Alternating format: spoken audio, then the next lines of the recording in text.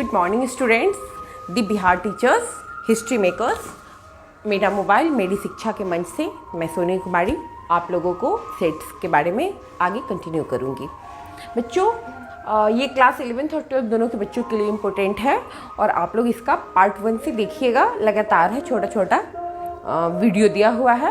ये पार्ट 3 है और पार्ट 1 से आप लोग देखिएगा। और देखने के लिए आप लोग दी बिहार टीचर्स हिस्ट्री मेकर्स में जाइएगा। उसका फेसबुक पेज है या फिर यूट्यूब पेज है और मेरा स्पेशल वीडियो देखना होगा लगातार सिस्टमेटिक, तो आप लोग सोनी कुमारी दी बिहार टीचर्स हिस्ट्री मेकर्स करके आप लोग सर्च कीजिएगा, मिलेगा। जरूर उसको सब्सक्राइब कीजिएगा और तब आप सिस्टमेटिक ढंग से सारा वीडियो आप देख पाएंगे इसका। ठीक है बच्चों, आज हम लोग रिप्रेजेंटेशन ऑफ अ सेट पढ़ेंगे, समुच्चयों का निरूपण। कल हम लोग सेट के बारे में पढ़े, सेट के एलिमेंट्स के बारे में पढ़े थे। तो आज हम लोग समुच्चयों का निरूपण पढ़ेंगे। बच्चों, समुच्चय को दो विधि से दो रूपों में निरूपित किया जाता है। ठीक है, एक है रोस्टर फॉर्म और एक है set builder form. Roster form का ही दूसरा नाम है टेबुलर फॉर्म और दूसरा है सेट बिल्डर फॉर्म। ठीक है, तो सारणीबद्ध रूप, इसमें क्या किया जाता है बच्चों? कल हम लोग देखे थे कि सेट को नॉर्मली हम लोग कैपिटल लेटर से डिनोट करते हैं। कैपिटल लेटर से डिनोट करते हैं सेट को, और सेट के एलिमेंट को जनरली हम लोग स्मॉल लेटर से डिनोट करते हैं। देख रहे हैं, AEIOU सारा स्मॉल लेटर है। देखने से ही क्या लग रहा है, इसमें क्या है, सेट को मिडिल ब्रैकेट में मीन्स ब्रेसेस में हम लोग सेट के सारे एलिमेंट को एलिमेंट को कॉमा से सेपरेट करते हुए लिखते हैं। देख रहे हैं ना? तो इसमें सेट के एलिमेंट स्मॉल लेटर्स में है, कॉमा से सेपरेट किए हुए हैं, और ये ब्रेसेस में है, मतलब मिडिल ब्रैकेट में है। ठीक है, तो वही लिखा हुआ है, we list all the members of the set. हम लोग सारे सेट के सारे मेंबर्स को, सारे एलिमेंट्स को विद इन द ब्रेसेस में मीन्स ब्रैकेट में लिखते हैं, and separate them by commas, और हम लोग कॉमा से सेपरेट करते हैं। ठीक है, अब दूसरा फॉर्म है इसका सेट बिल्डर फॉर्म। समुच्चय निर्माण विधि या गुण प्रकटीकरण विधि या गुण प्रकटीकरण रूप है। इसमें हम लोग क्या करते हैं, नाम ही सुनने से लगता है सेट बिल्डर फॉर्म, मीन्स ये सेट को बिल्ड करने वाला है, सेट को निर्माण करने वाला है। देखिए, और गुण प्रकटीकरण रूप मतलब ये गुण को बताता है ना?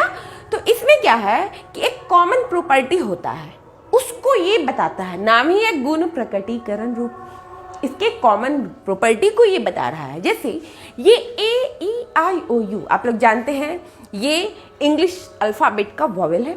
ठीक है, वॉवेल्स का सेट है, तो हम लोग लिखेंगे यही सेट जो V है, V = X सच दैट। कभी कभी हम लोग इसको या तो ऐसे लिखे, नहीं तो फिर ऐसे भी, मतलब X सच दैट लिख सकते हैं, है ना?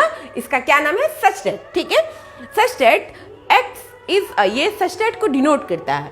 X is a vowel in English alphabet. X अंग्रेजी वर्णमाला का एक स्वर है। ठीक है, इसमें हम लोग क्या लिखा हुआ है, वी लिस्ट द प्रॉपर्टी और प्रॉपर्टीज। एक प्रॉपर्टी हो या बहुत सारे प्रॉपर्टीज भी रह सकते हैं, 2 या 3 प्रॉपर्टीज या अदर प्रॉपर्टीज, हम लोग एग्जाम्पल में खुद देख लेंगे। By all the elements, satisfied by all the elements of a set. ये सेट के सारे एलिमेंट जो है इसी प्रॉपर्टी को सेटिस्फाई करते होंगे। देखिए ना, AEIOU सारे के सारे इंग्लिश अल्फाबेट के वॉवेल है, तो यही आपका सेट बिल्डर फॉर्म है।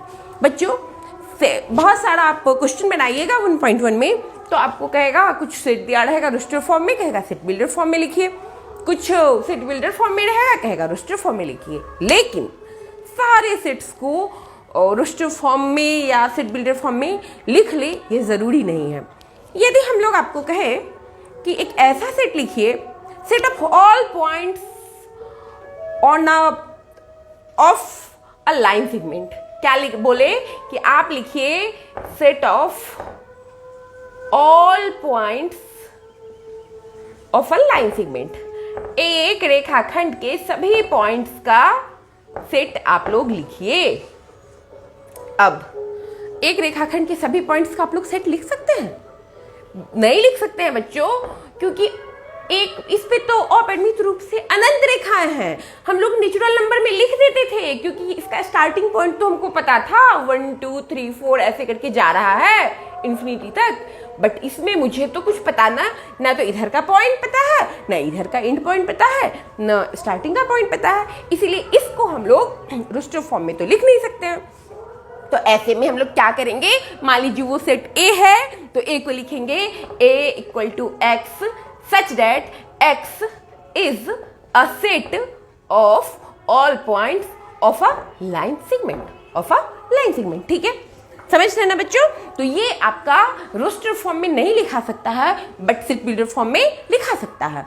इसी तरीके से हम लोग कह ले एक प्लेन, एक तल के सभी रेखाओं का सेट, ठीक है, सभी रेखाओं का समुच्चय। तो ये भी आप रोस्टर फॉर्म में नहीं लिख सकते हैं, टेबुलर फॉर्म में नहीं लिख सकते हैं, इसको सारणी के रूप में नहीं लिख सकते हैं, इसीलिए हम लोग इसको सेट बिल्डर फॉर्म में लिखेंगे। ठीक है, अब मान लीजिए मुझे स्कूल के किसी काम के लिए, मेरे स्कूल में 500 बच्चे हैं, मुझे बस नॉर्मल कोई काम है, ऐसा कुछ कुछ प्रॉपर्टी नहीं उसको सेटिस्फाई करना है कि इसी बच्चों को लेना है, 10 बच्चों को चूज करना है, जो किसी भी अपनी मर्जी से किसी 10 बच्चों को ले रहे हैं। ठीक है, अब मान लीजिए वो बच्चे हैं, राम है, श्याम है, गीता, सीता, इस तरीके से 10 बच्चे हैं।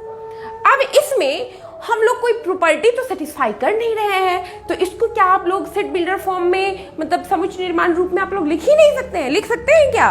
क्योंकि इसमें तो कोई कॉमन प्रॉपर्टी तो है नहीं, हमको जो मन किया है वहां से 10 बच्चों को उठा लिए। तो अब ऐसी परिस्थिति में हम लोगों को रोस्टर फॉर्म में कॉमा कॉमा मान लीजिए बी इक्वल टू ऐसे लिख देंगे, राम, श्याम, गीता, सीता, इस तरीके से मोहन, इस तरीके से 10 बच्चा को लिख देंगे। आप समझ रहे हैं बच्चों? तो अब हम लोग रोस्टर और सेट बिल्डर फॉर्म के बारे में जान लिए, अब हम लोग और कुछ इसके बारे में जानेंगे।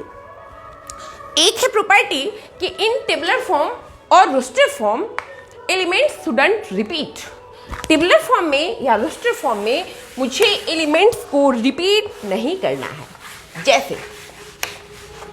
जैसे मैं यदि कहूं कि एक ऐसा सेट लीजिए, उन सभी लेटर्स का सेट लीजिए जो वर्ड स्कूल से, जिन लेटर्स से वर्ड स्कूल बनता है। ठीक है, तो हम लोग एक सेट ले रहे हैं, वो क्या लिखेंगे, एस लिखेंगे, सी लिखेंगे, एच लिखेंगे, ओ लिखेंगे, दोबारा ओ नहीं लिखेंगे, ओ के बाद हम लोग एल लिखेंगे। बात समझ रहे हैं ना?